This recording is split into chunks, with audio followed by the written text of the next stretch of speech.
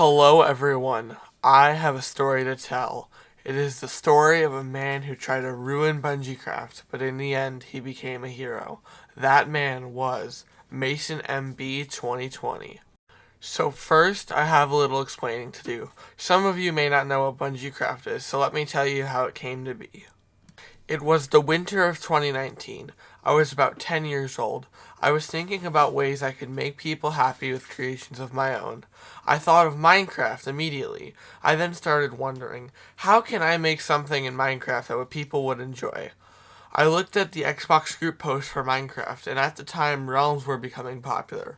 People were making realms like Kit PvP, Skygen, and Factions. Factions was the one that caught my eye. Basically, Factions is like survival with other people, but there are many other things to do. Some of these things included things such as parkour, mazes, quests, and other stuff to do that would give you rewards in the realm to help you in the actual factions part. In factions, people are also allowed to steal from other players and blow up their bases just to add a little more spice to the realm, such as wars and people creating giant nations to battle against each other with. I worked on the realm day and night, only stopping to eat and sleep. I was trying to make it perfect. I'll admit it still isn't perfect to this day, as people are still finding ways to duplicate items and glitch outside of spawn. But anyways, back to the current topic. The first iteration of the realm was a super flat world, which is really hard to do factions on, because there are no trees that spawn or stone, which makes it hard for people to play on. So it never got played on and had to be scrapped. The next iteration of the realm was medieval themed. That one actually got out of production and was played on, but eventually had to be scrapped because of an unknown admin that set a system up to always put me in survival mode. That prevented me from making progress because I couldn't build or do commands if I was in survival mode. The third iteration of BungyCraft was ocean themed, and is the second most recent iteration of BungyCraft. It was never scrapped, but the spawn was too small, so I had to make it bigger. And the most recent iteration of BungyCraft, you can do everything that you could in the previous version and more. It does not have a main theme, and it can be played to this day, and has been released a couple weeks ago. Anyways, now that I told you the story of BungyCraft, now I have to tell you the story of MasonMB2020. Okay, so the story of MasonMB2020 starts about halfway through the third iteration of BungyCraft. I had created a group post for BungyCraft and a decent amount of people joined the group post, but we aren't going to focus on most of them. The person we want to talk about is MasonMB2020. He had joined the server along with another person named Tesco. They formed a team and became good friends. They played the server for quite a while and it seemed like everything was going good, until I discovered a member who I didn't know who they were had discovered a duplication glitch. I had no idea how it worked, so I interrogated some of the members of BungyCraft, including Mason and Tesco. The first people I checked did not have any duplicated items on them, but when I checked Mason and Tesco, they had duplicated items in their inner chest and inventories. I cleared the duplicated items and asked them how they did the duplication glitch. They showed me a duplication glitch, but unbeknownst to me, they hadn't really showed me the real duplication glitch. They had showed me a decoy glitch that they must have discovered some time before. I patched the glitch and thought everything was going smoothly, and for some time it was. After some time had passed, I got suspicious that something was going on behind the scenes. I bought an invisible skin on the Minecraft marketplace for testing purposes. The skin made my entire character invisible, hid my name tag, armor, and shadow. It was like a glitched skin. I put the skin on, and the next time Mason was on the realm, I teleported to his base. And I didn't see anything. I was still suspicious, though, so I kicked him from the game for 10 minutes and checked his base. I could not believe what I saw. It was duplicated shulker boxes full of netherite and other valuables, such as money. He must have had 2 billion in-game money in those shulker boxes. I knew this could ruin the server's economy if they claimed the money, and it could ruin the server as a whole if word got out of this. I had two choices to fix this. The first choice was to ban both Mason and Tesco, and blow up everything in their base to remove the evidence of it ever happening, or I could keep them on the server and watch them, interrogate them, and take the shulker boxes. I picked the second one. This way I wouldn't make anyone think I was abusing my owner privileges. The first thing I had to do to put this plan into action was to check Mason and Tesco's inventories again. I checked them and found nothing. They were being careful to not let the same thing that happened last time happen again. I then told them to go to their basement and dig up the floor. They dug it up, and right there the shulker boxes were there. They begged me not to ban them. I wasn't going to, but I told them I wouldn't ban them if they told me how the real duplication glitch worked. They agreed, and they took me to the spawn, and then threw an ender pearl out near the wall of the spawn, and they glitched outside. They were definitely not supposed to be outside of there. They took me to one of the chests that was cloning over and over, and they put duplicated stuff in the original chest that was cloning to a different chest in spawn.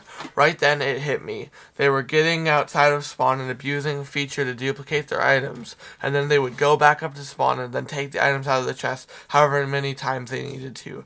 Dang, I had been played.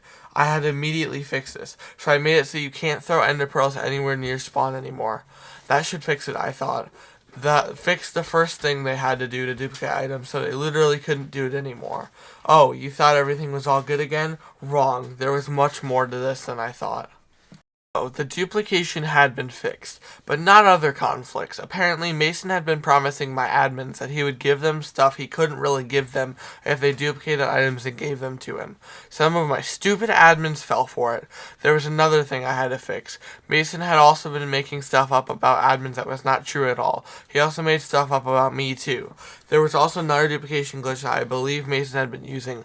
It involved walking or flying back to the spawn from factions, which would put you outside of it. They could also set their home outside of the spawn so they didn't have to do the journey each time they wanted to dupe again. That one was impossible to fix. I couldn't keep people away from spawn without keeping them away from the minigames too. I had to do something. First, I cleared up all the rumors with the members of the server and my admins. I also told my admins to stop accepting offers from members or else they wouldn't be admin anymore. There was just one more thing I had to do. I had to ban Tesco and Mason. They were done ruining my server. I had had enough. I struck them with my BungyCraft ban hammer. Finally, it was done. No more threats to BungyCraft remained. Don't worry, we're getting close to the end. By the way, this video took me a while to make, and I know that I don't normally ask for this, but it would be greatly appreciated if you liked the video and subscribed. Now back to the video. Okay, flash forward about 2 years. I had just finished the next update for BungyCraft, which is the current version. The new update was called BungyCraft, a clean slate. Here's what happened in a new update. Every member got cleared completely and started fresh. Everyone's bases were gone too. The other part of it being a clean slate was that the people who were previously banned got a second chance. That included Mason. Here's where his redemption happens and how he became a hero. So, Mason joined back, and he started with no items. He had to work his way back up from the bottom. He played the server for about 3 days, and then I logged on. He had full enchanted netherite armor, which is the best armor in the game. I asked him, "How did you get that armor?" He then says, "It's time for me to tell you the truth, but first let me tell you the mistakes you made." He then told me about how I forgot to clear his ender chest and that he still had duplicated items in his ender chest, which he took out and gave to his teammate. I did not ban him though, even though he was only supposed to have one chance. I figured if he was being honest when actually was trying to help, then I needed to hear him out. The next fact he pointed out was that I had disabled the command that got rid of ender pearls at the old spawn, and that the mini-games were still in the same spot as they were in the old spawn. He threw an ender pearl on the maze wall and went through it. He then showed me more dupe shulker boxes in the same chest from before. I wondered how he got back into the spawn, and there was a hole that a creeper blew up on the roof.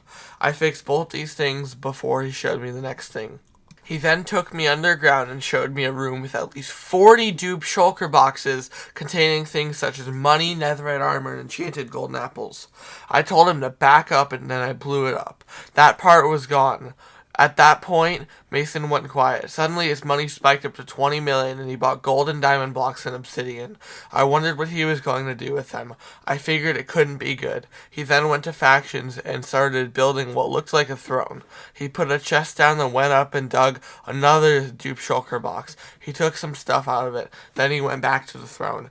He put all of his stuff in it, then told me to block it off with invisible blocks. I asked him why, and he said that this was his grave. I blocked it up, and then he requested I /kill him, and then put him in spectator mode permanently. Spectator mode essentially makes you a ghost. I did as he asked. He is still a ghost to this day.